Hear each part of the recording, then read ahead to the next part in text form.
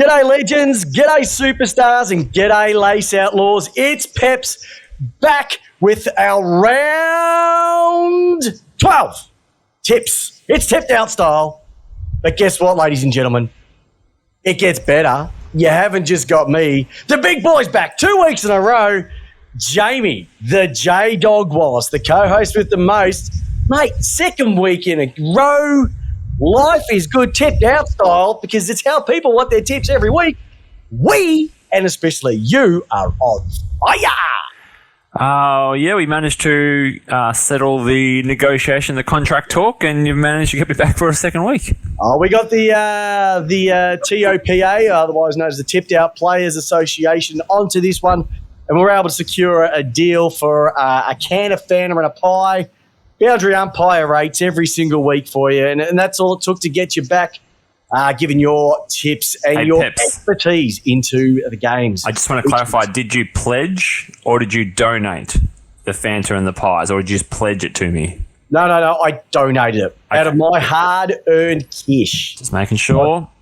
My Peter McKenna's coming your way every single week. It's the first of the 3 bye rounds. Let's just get this out. I hate the bye rounds. Can't we just have no football for 1 week? Everybody gets the break. Just do nothing. Get away with the family. Like the players get a break, we should get a break. We can go away with the missus, the kids, the boyfriend, the girlfriend, the mistress, the uncle, whoever. Spend some time with them and then go flat out for the back end. It would make life so much easier rather than piss fart 6 games here and there. But J-Dog, I don't know about you, but it is going to be a cracker of a game. Kicking off tomorrow at the House of Stouse. We're back at the kennel. The Western Bulldogs versus the Geelong Cats at Marvell Stadium, 7:50 p.m. Let's go through the changes, and there have been changes galore. In for the Dogs, the man with the mullet, the best rig in the AFL, Bailey Smith is in. Jordan Sweet has he's got a what do I say? Sore tooth. He's been omitted, and Luke Cleary, the meaty stuff, he's been left out. Geelong Cats, hide the ladies, hide your wives, ladies and gentlemen, because Gary Rowan is back and Reece Stanley is back. Francis Evans omitted. Quinton Narkle is the meaty sub, and Shannon Neal has been told to stand and walk out of the team, mate, because you have been omitted as well. Well, 2 teams who have been playing some pretty good football. One wants to get themselves into the 4. Another one wants to get themselves into the 8. We know who we're talking about with the Western Bulldogs, J-Dog. How do you see this one playing out? Probably one of the games of the round, for sure. Well, there's only 6 of them, so there's not many to choose from. Yeah, this one of the good ones. Yep. All right, so Peps, this one here, speed. Western Bulldogs under cover at Marvel Stadium. They're gonna zip goal, game over. So it's just going to be a bit of Billy Idol's speed. Give me what I need. Pretty much. Look, I think there's 1 or 2 things here, J-Dog. It's as simple as this. It'll be at the kennel. They love a fast deck. Their midfield is just getting better and better. They're getting fitter, and more importantly, they haven't had as many changes. Remember how the Doggies used to change their sort of setup for weeks on end? Yeah. Starting to settle down a little bit so they've got their Ferraris, not the Greater Western Sydney Ferraris, but their Maseratis. They've got their Porsches. They've got that sexy lineup sitting in the middle. And it's also going to be a night game, which means the older people in the Geelong team are going to find it harder to stay up. I love your theory. Because especially when it gets to, 7, 8 o'clock, they should be in dream time by then.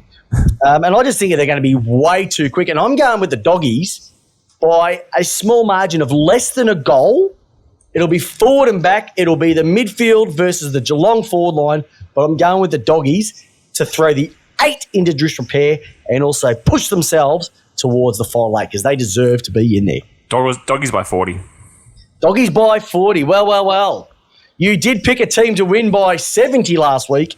It might not have been the margin, but it was a winner. Well, remember how I told you maybe we could have a break for a 1 week? Yeah. Here's the reason why you should actually have a week off. Because if you're doing anything at 1:45 p.m.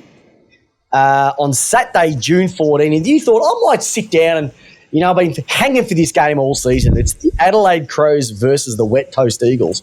Yep. Here's a perfect example to go away. Watch Top Gun. Top Gun Maverick. Haven't seen it yet. Perfect opportunity to go because this will be one only the Adelaide and the West Coast supporters are going to be watching. I reckon even the commentators, if this is a Fox footy game, will be saying, I'll take the week off. I'll babysit your kids. I'll do anything instead of watching this tripe that is going to be rolled out. Well, Patrick Parnell is in. Taylor Walker both in. Chase Jones out medi-sub. Jordan Butts, he can lie because he has got a sore butt. He is injured. And Luke Brown, health and safety protocol, in for the Eagles. Oh, big changes. Shannon Hearn is in. Jermaine Jones injured. Josh Rotham, the medi-sub, is out. Adelaide by 40 plus. Genuinely surprised that anybody cares about this game. No, genuinely surprised that that West Coast aren't at double figures in the odds. They're $6. West Coast. I would have thought it'd be 17. Well, they're both on a losing streak of 5+ games. It's true. Do you know what? West Coast for the upset. 21 points. Well, they did win the last time these two teams played. West Coast did win by 42 points. I'm telling you, that's what's going to be. That saying, Jamie, Adelaide by too far, and I'm going to say Big Texie, the Texanator, the Walker Texas Ranger, will kick a proper bag of 6+. He is due, and I reckon he's been setting himself for this one. All right. Here's a game there's going to be a little bit of interest in, and you know what I mean. Gold Coast Suns versus the North Melbourne Kangaroos. TIO Stadium. They love it up there at TIO. Having a look here for the Suns in Jai Ferrara and Sam Day in a night game. Oxymoron at it. Charlie Constable is the medi-sub. Jeremy Sharp has been a little bit blunt and thus has been omitted. Levi Casbolt, funny enough, that is a big out, but it couldn't have happened at a better time. Injured. North Melbourne, Ben Mackay in, so you think he'll be going to Chol. Cameron Zerha is out. Jack Marnie, the medi-sub, is out. Gold Coast are looking good. 1-3 out of their last 4. North have just lost. And funny enough, the last time these two teams played, North won. I'm going easily Gold Coast, easily by 50+. Shoulder kick at least 4. And the midfield to run an absolute muck. And Jared Witts to continue his push for an all-Australian jacket. Yeah, I'm with you, Pep. Suns by lots. Yep. Suns by 50 points. Shitloads. Just shitloads. They are just... The North will be sunburnt. Doesn't help that Zerha's out. Oh, they're going to be in massive trouble. I don't think they're going to be able to kick a score, and they're not going to be able to stop what's going down the other way, because I've heard twice now from Melbourne and Western Bulldogs, the hardest team that they've played this year is the Suns. And, yeah, that hasn't been said for much. They are just... Casbolt being out is going to be... But maybe... I don't know who steps up for them. Mate, could you imagine if Ben King was in that lineup at the moment? I actually don't reckon it'd work with Ben King and Casbolt, to be perfectly honest with you. Oh, Casbolt might play. It's only something that we can dream about next year. But I'll tell you what, this is the game. This is, my eyes, the equal game of the round. And we know it is. It's my boys, the D's, versus the Swans, 7:25 p.m. at the MCG. And let's just say, Goody, after last week, has gone down to aisle 56. He's picked up a new piece of timber with a brand new blade and gone, whatcha? And he has swung the axe big time. Let's have a look at this. Adam Tomlinson. Christian Salem is in, first game since round 1. Edward Langdon is back. James Harms, Tom McDonald. 4 premiership players in. Out, Jakey Melksham. Luke Dunkson, the medi-sub. Sam Wiedemann. Stephen May, injured. Toby Bedford, who I think is a bit stiff, but just because of the sheer weight of numbers. And Trent Rivers is all dried up, and that premiership star has been cut as well. In for the Swans, Joel Armate, Nick Blakey out, Braden Campbell. He has been omitted. Lance Franklin has been suspended, and Matt Roberts omitted as well. The D's have got 4 out of their last 5. The Swans have got 2 out of their last 5. The D's won their last one by 9 points. I think when you've got 4 premiership players coming in and you've only got 2 out of the 23 that played in the flag last year missing, can't go by the D's. They've got virtually another one coming in, Petrarca. He was crook last week. You're going to have a fresh crop on their home deck. They won't want to lose 2 in a row. The loss has been good for them. And I reckon this could potentially get a little bit ugly. So I'm going a 7-goaler here. I just think they are primed. Ben Brown's been flat for a few weeks. Lever's been flat for a few weeks. You get Salem in, that's going to open up Brayshaw. They've just got too much going for them, and they'll want to nail this one and the Pies next week to have that really nice break, because they know if Fremantle beat Brisbane this week, they're going to go back to 2 games clear on top, and that will be something that they want to do, knowing how hard their run is going into the back end. Yep. Yeah, you guys by plenty. 6 goals for me, 36 points. It's actually good that Buddy's out, because if you have a look at their game last week, he was literally the only player that kept them in that game. Yeah. I just don't know where Swans are going to be able to kick their scores against potentially the best backline going in the league behind Fremantle.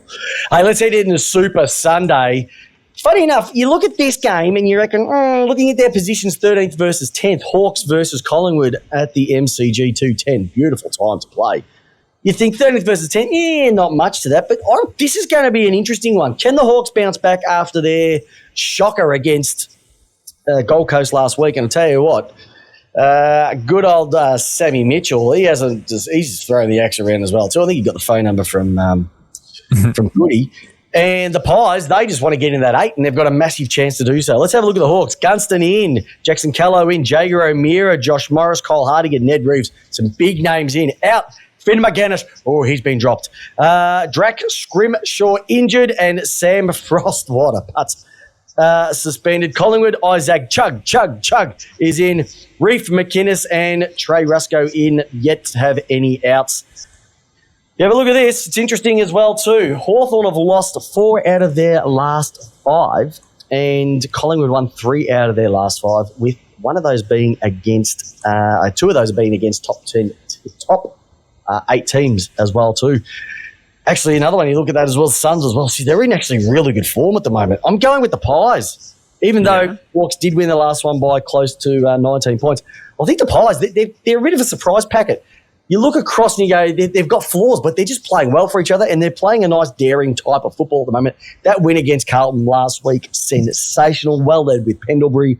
Can Coxie do it 2 weeks in a row? I don't think so, but I just like they're producing a lot more. Maybe Sam Mitchell will have a bit of a masterclass like he has over the last few weeks, and he may be able to pinch a win, but I don't think it's going to happen. And I think it's going to be close for a while. The Collingwood will pull apart by maybe only 4 or 5 goals at the most. Okay. What do you reckon? Well, I probably am with you, Peps, on that one. The only... No, I got the Hawks. Another upset. Yeah, I got the Hawks. Would it be an upset though? Well, that's the thing, Peps. I know you've spoken about Chug and all that sort of stuff, and Rusco in, and all McGuinness and Scrimshaw and Frost and all that sort of stuff. But I just like them. I just like them. Yeah.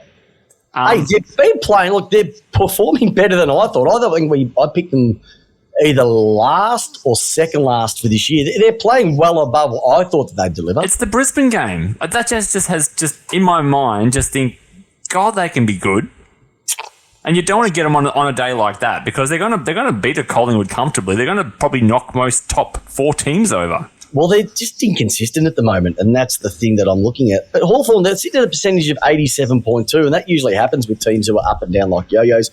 Collingwood, the percentage, they need to win games because they don't score heavily, and they scored against. They're sitting at 102, so they're almost even Stevens. They're probably a game and a half out of the 8 Yeah, and Peps probably But complete these bullshit. games they need to win. It's probably complete bullshit, but you're talking about 2 3-time premiership players on their 250 game milestones this week as well. So that I don't know if it's going to mean anything, but 250 games, Who are those 3 two? premierships.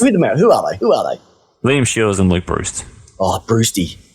I love a bit of Luke Bruce. He's I know, just... shadow himself, though. Shadow of himself, what he used to be. I tell you what, his shadow is a lot brighter than a lot of the other forwards running around at the moment. When he picks the ball up, I close my eyes because I know 8 out of 10 times it's going through the big sticks. Yeah. Okay.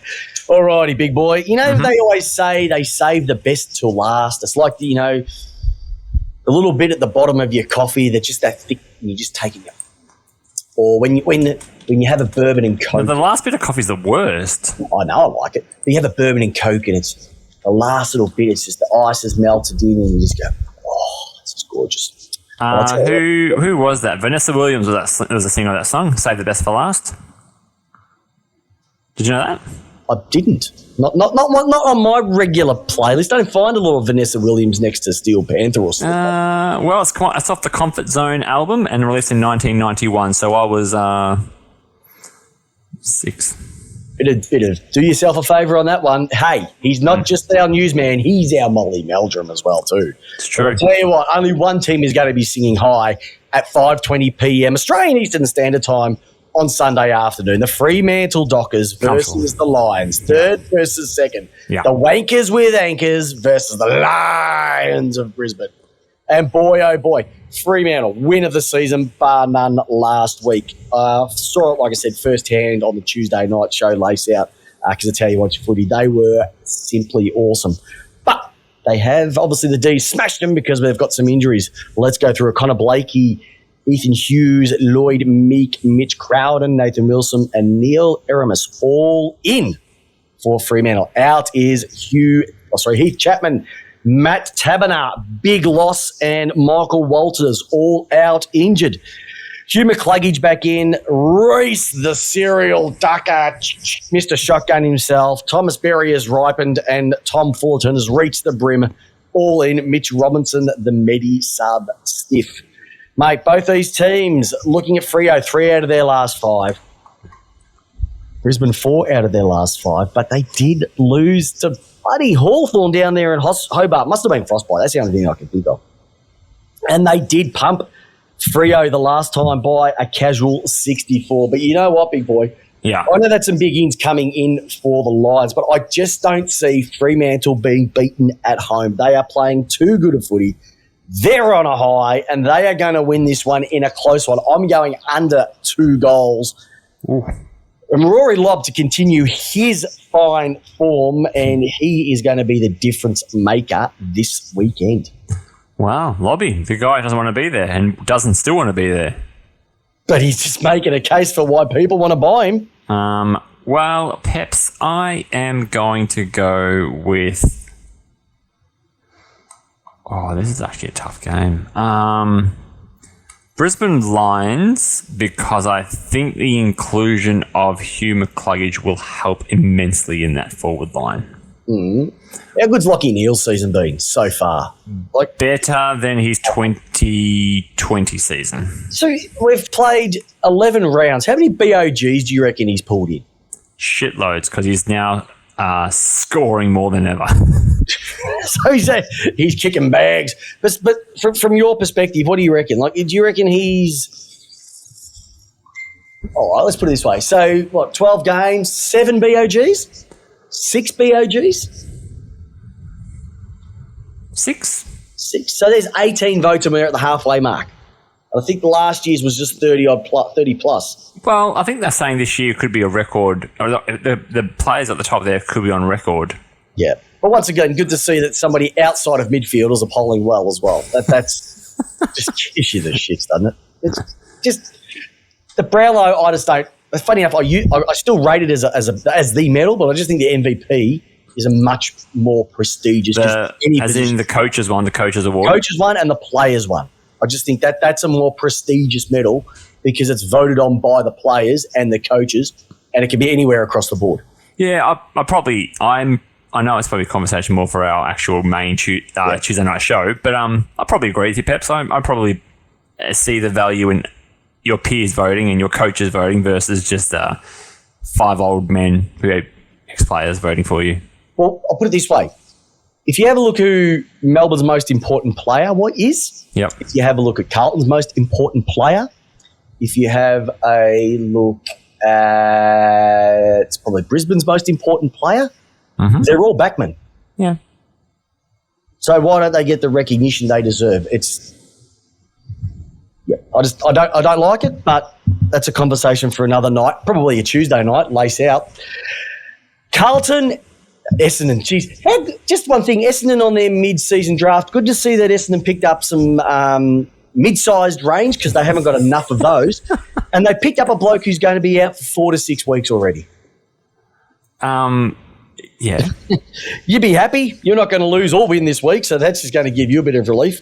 Tigers are out as well, and Saints, Matilda Essendon, and the Giants also have the week off as well. So it's 6 games of footy, but it's just the greatest game in the world. J-Dog, I think we've actually disagreed on 3 of the games. So it'll be interesting to see who comes out on top. But you know what?